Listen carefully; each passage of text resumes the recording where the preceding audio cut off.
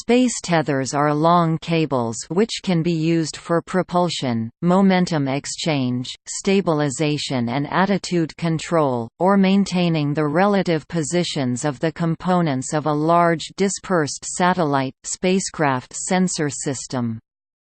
Depending on the mission objectives and altitude, spaceflight using this form of spacecraft propulsion is theorized to be significantly less expensive than spaceflight using rocket engines.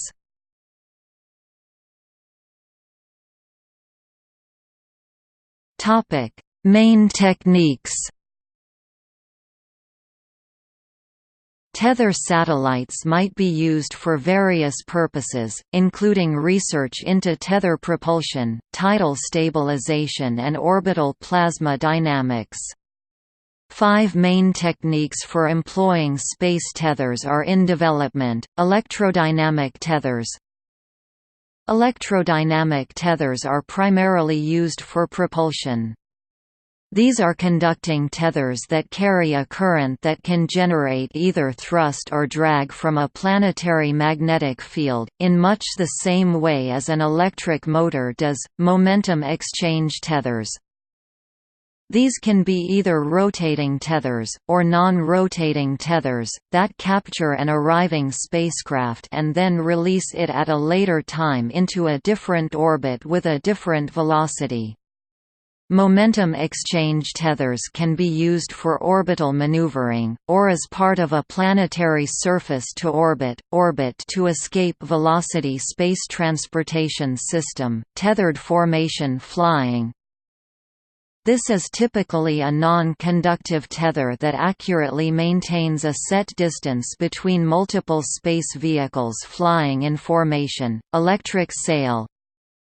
A form of solar wind sail with electrically charged tethers that will be pushed by the momentum of solar wind ions. Universal orbital support system. A concept for suspending an object from a tether orbiting in space. Many uses for space tethers have been proposed, including deployment as space elevators, as skyhooks, and for doing propellant-free orbital transfers.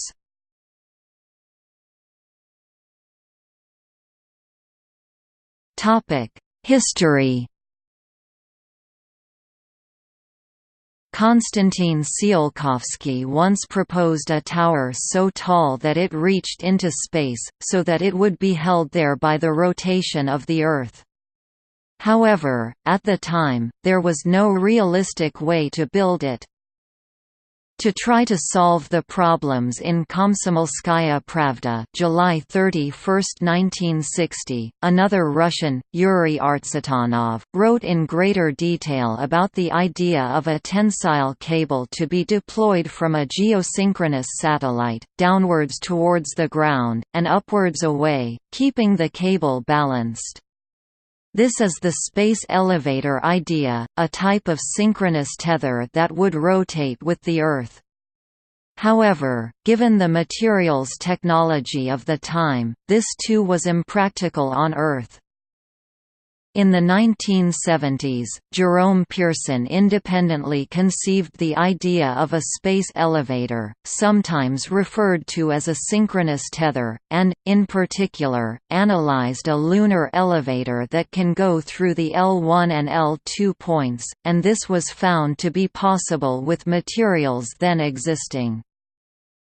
In 1977, Hans Moravec and later Robert L. Forward investigated the physics of non-synchronous skyhooks, also known as rotating skyhooks, and performed detailed simulations of tapered rotating tethers that could pick objects off, and place objects onto, the Moon, Mars and other planets, with little loss, or even a net gain of energy. In 1979, NASA examined the feasibility of the idea and gave direction to the study of tethered systems, especially tethered satellites. In 1990, E. Sarmont proposed a non-rotating orbiting skyhook for an Earth-to-orbit, orbit-to-escape velocity space transportation system in a paper titled, "An Orbiting Skyhook: Affordable Access to Space." In this concept, a suborbital launch vehicle would fly to the bottom end of a skyhook, while spacecraft bound for higher orbit, or returning from higher orbit, would use the upper end. In 2000, NASA and Boeing considered a HASTOL concept, where a rotating tether would take payloads from a hypersonic aircraft at half of orbital velocity to orbit.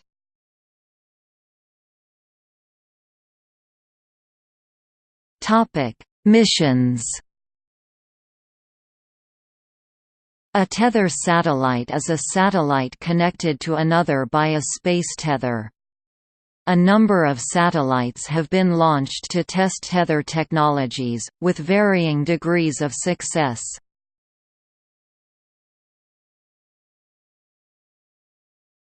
Types. There are many different and overlapping types of tether.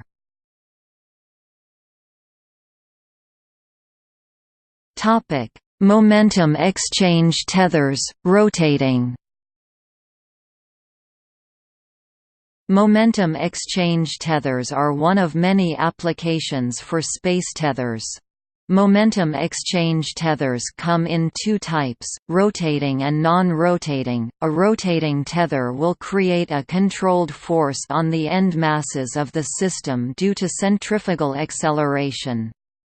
While the tether system rotates, the objects on either end of the tether will experience continuous acceleration. The magnitude of the acceleration depends on the length of the tether and the rotation rate.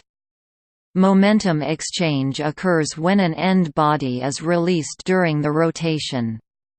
The transfer of momentum to the released object will cause the rotating tether to lose energy, and thus lose velocity and altitude.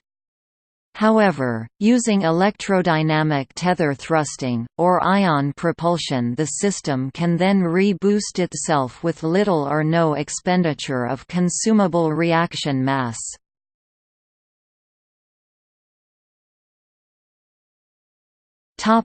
Skyhook. A skyhook is a theoretical class of orbiting tether propulsion intended to lift payloads to high altitudes and speeds.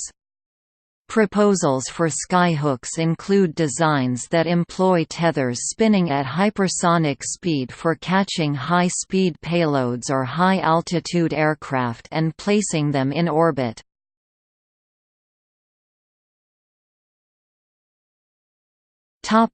Electrodynamics.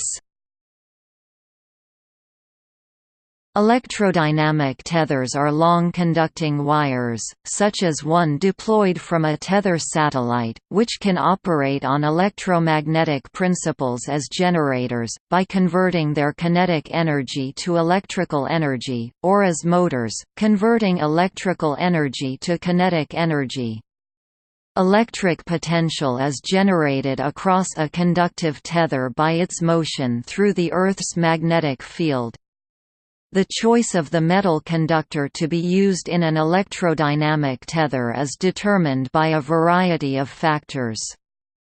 Primary factors usually include high electrical conductivity and low density.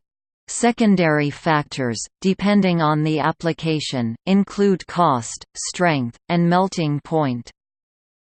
An electrodynamic tether was profiled in the documentary film Orphans of Apollo as technology that was to be used to keep the Russian space station Mir in orbit.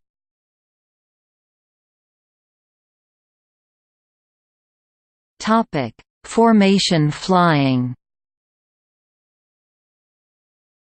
This is the use of a typically non-conductive tether to connect multiple spacecraft. A proposed 2011 experiment to study the technique is the Tethered Experiment for Mars Interplanetary Operations (Tempo Cubed).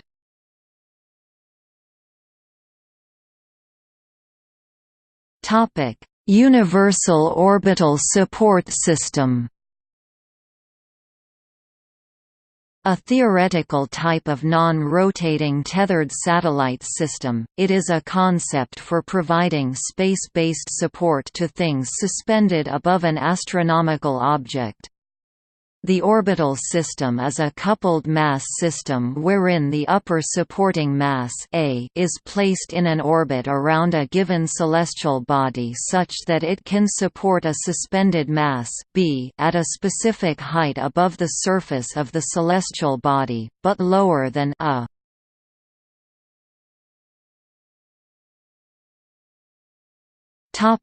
Technical difficulties.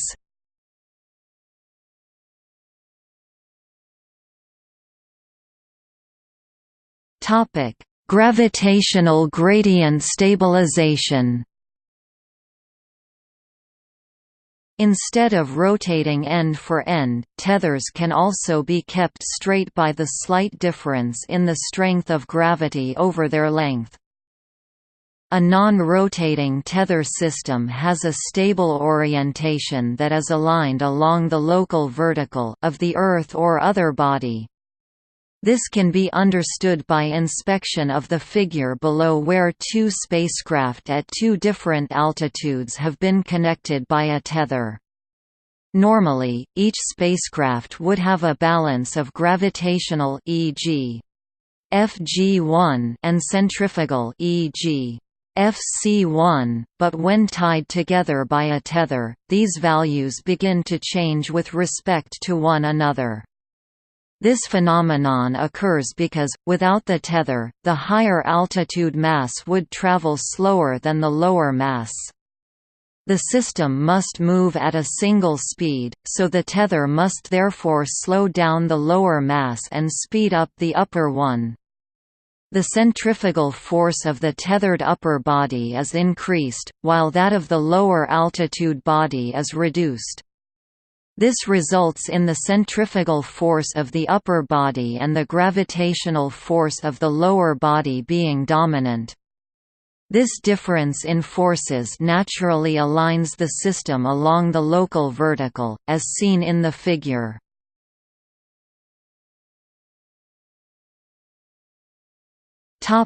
Atomic oxygen.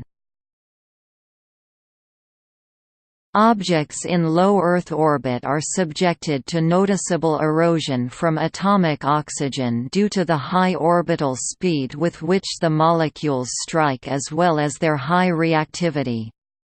This could quickly erode a tether.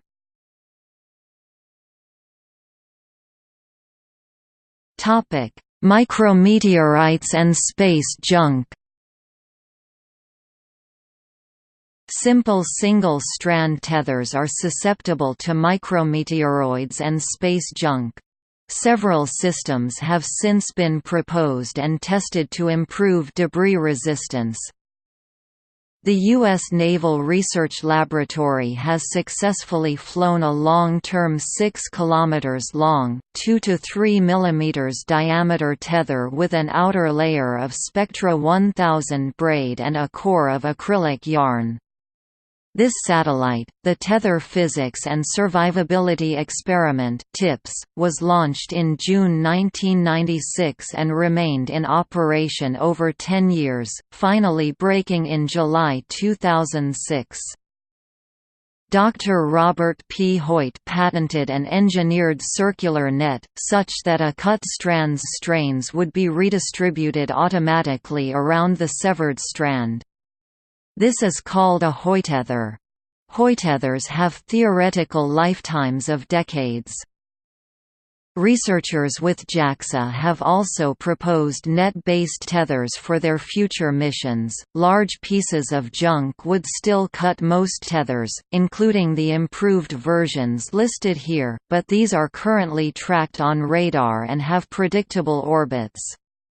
A tether could be wiggled to dodge known pieces of junk, or thrusters used to change the orbit, avoiding a collision.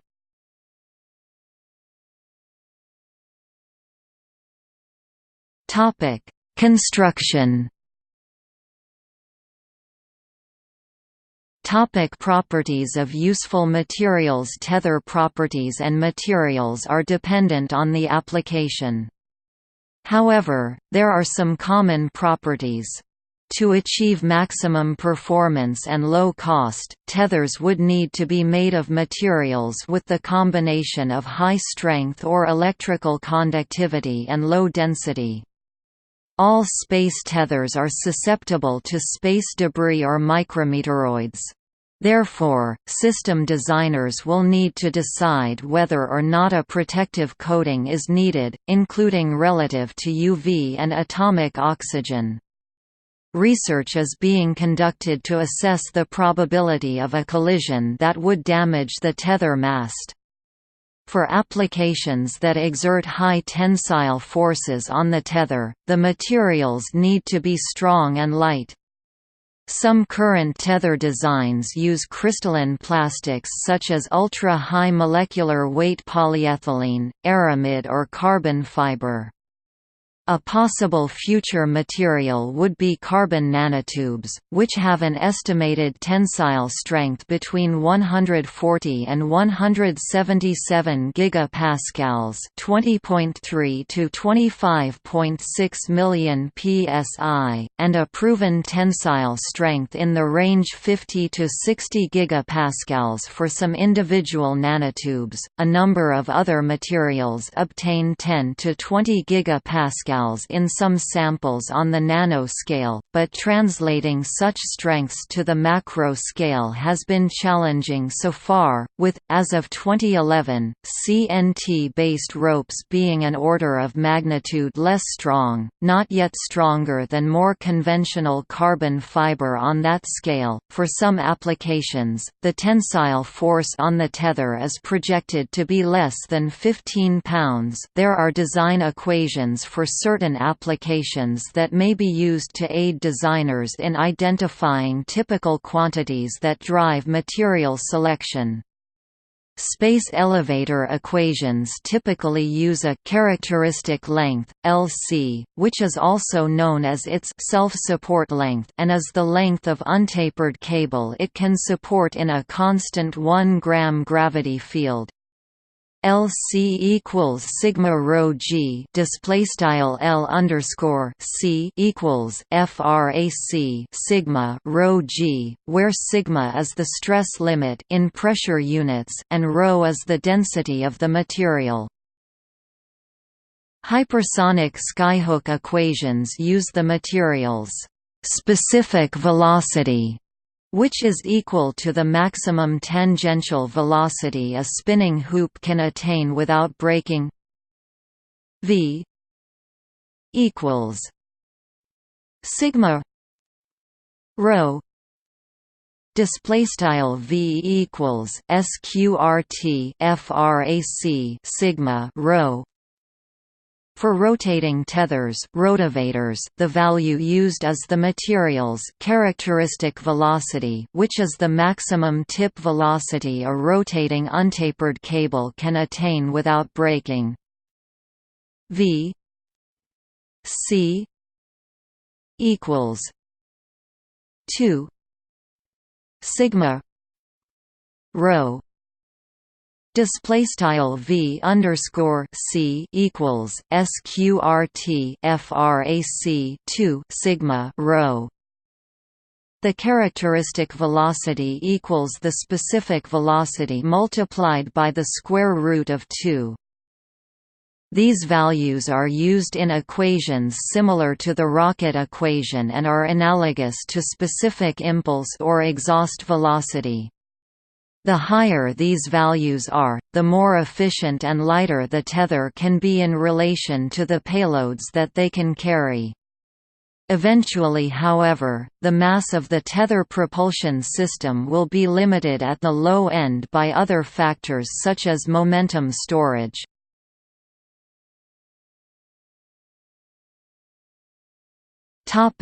Practical materials.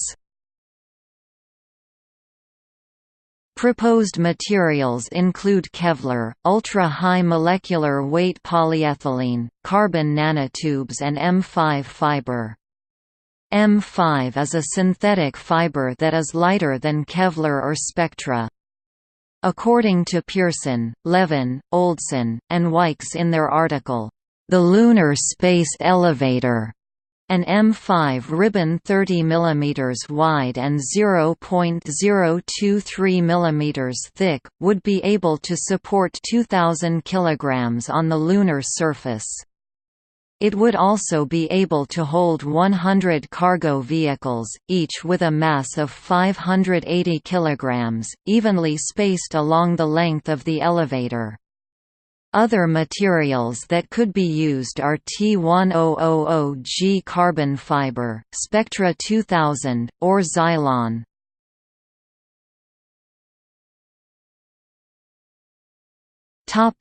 Shape.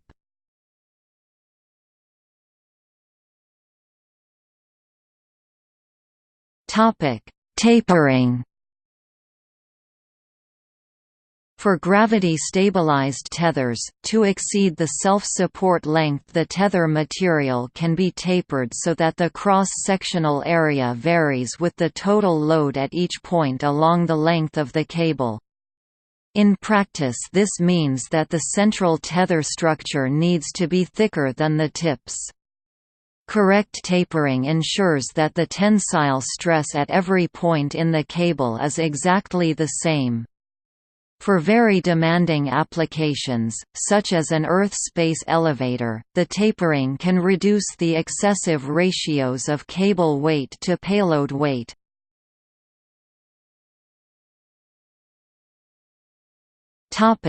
Thickness.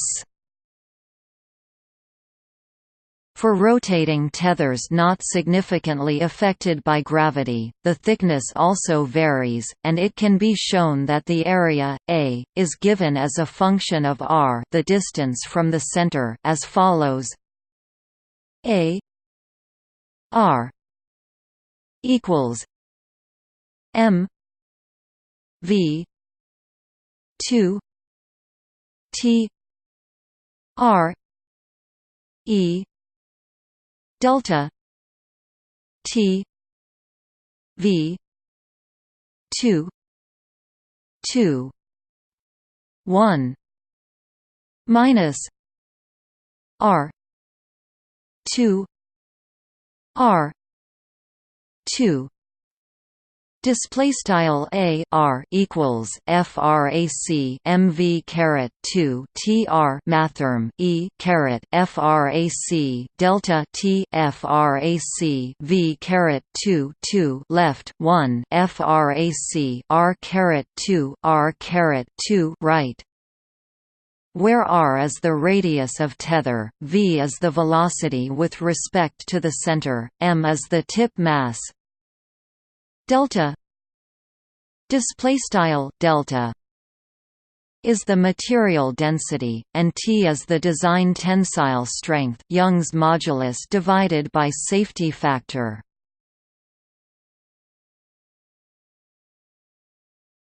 Topic: Mass ratio. Integrating the area to give the volume and multiplying by the density and dividing by the payload mass gives a payload mass-tether mass ratio of m equals pi delta t v 2 e delta t v 2 e r f delta t v 2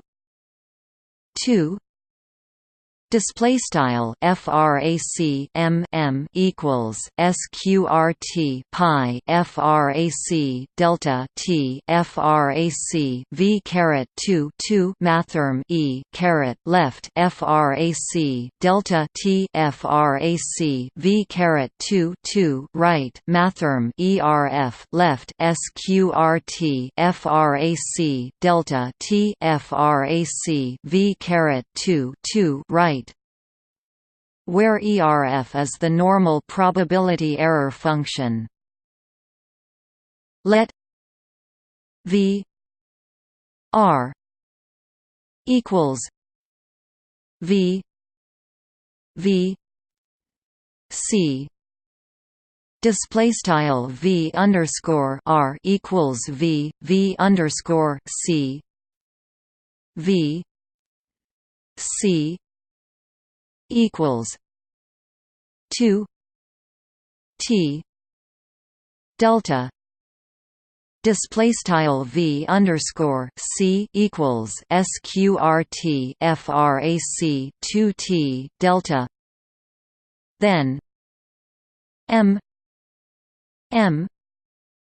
equals pi V R E V R 2 E R F V R display style frac equals sqrt pi V underscore R mathrm E caret V underscore R caret 2 mathrm ERF V underscore R.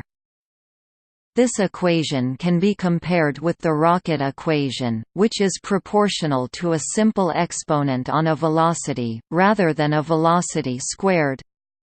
This difference effectively limits the delta V that can be obtained from a single tether.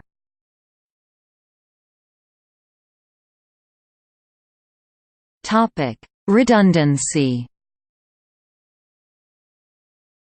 In addition, the cable shape must be constructed to withstand micrometeorites and space junk.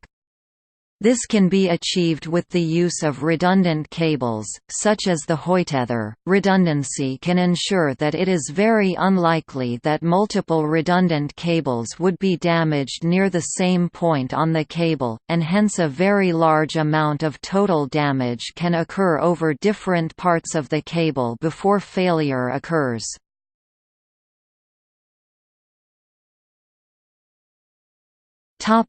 Material strength. Beanstalks and rotavators are currently limited by the strengths of available materials. Although ultra-high-strength plastic fibers Kevlar and Spectra permit rotavators to pluck masses from the surface of the Moon and Mars, a rotavator from these materials cannot lift from the surface of the Earth. In theory, high-flying, supersonic or hypersonic aircraft could deliver a payload to a rotavator that dipped into Earth's upper atmosphere briefly at predictable locations throughout the tropic and temperate zone of Earth. As of May 2013, all mechanical tethers orbital and elevators are on hold until stronger materials are available.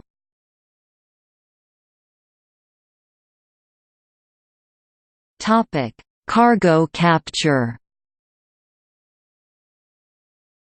Cargo capture for rotavators is non-trivial, and failure to capture can cause problems. Several systems have been proposed, such as shooting nets at the cargo, but all add weight, complexity, and another failure mode. At least one lab-scale demonstration of a working grapple system has been achieved, however.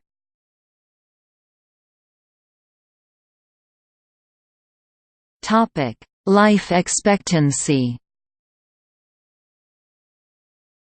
Currently, the strongest materials in tension are plastics that require a coating for protection from UV radiation and, depending on the orbit, erosion by atomic oxygen. Disposal of waste heat is difficult in a vacuum, so overheating may cause tether failures or damage.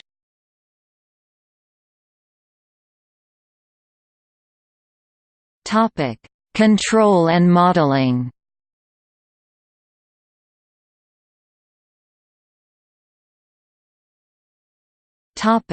Pendular motion instability. Electrodynamic tethers deployed along the local vertical hanging tethers may suffer from dynamical instability. Pendular motion causes the tether vibration amplitude to build up under the action of electromagnetic interaction. As the mission time increases, this behavior can compromise the performance of the system. Over a few weeks, electrodynamic tethers in Earth orbit might build up vibrations in many modes, as their orbit interacts with irregularities in magnetic and gravitational fields. One plan to control the vibrations is to actively vary the tether current to counteract the growth of the vibrations.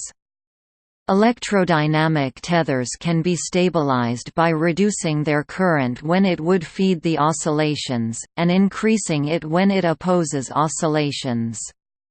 Simulations have demonstrated that this can control tether vibration. This approach requires sensors to measure tether vibrations, which can either be an inertial navigation system on one end of the tether, or satellite navigation systems mounted on the tether, transmitting their positions to a receiver on the end. Another proposed method is to use spinning electrodynamic tethers instead of hanging tethers. The gyroscopic effect provides passive stabilization, avoiding the instability.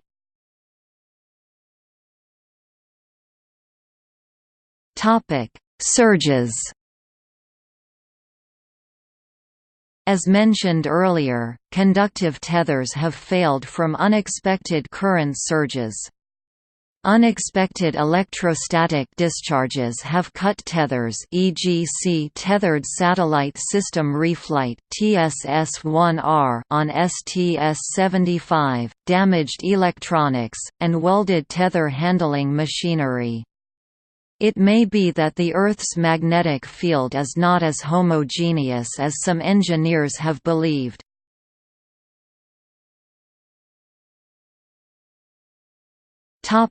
Vibrations. Computer models frequently show tethers can snap due to vibration. Mechanical tether handling equipment is often surprisingly heavy, with complex controls to damp vibrations. The 1-ton climber proposed by Dr. Brad Edwards for his space elevator may detect and suppress most vibrations by changing speed and direction. The climber can also repair or augment a tether by spinning more strands. The vibration modes that may be a problem include skipping rope, transverse, longitudinal, and pendulum. Tethers are nearly always tapered, and this can greatly amplify the movement at the thinnest tip in whip-like ways.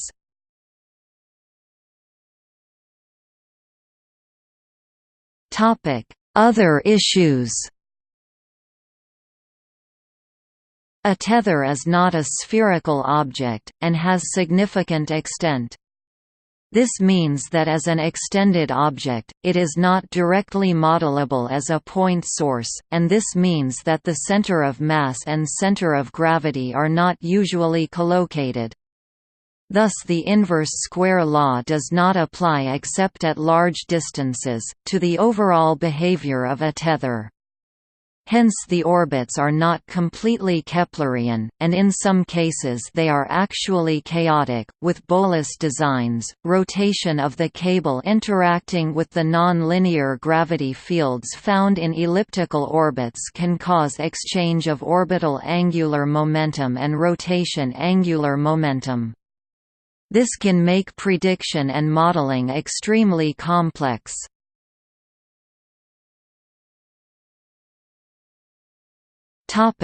See also: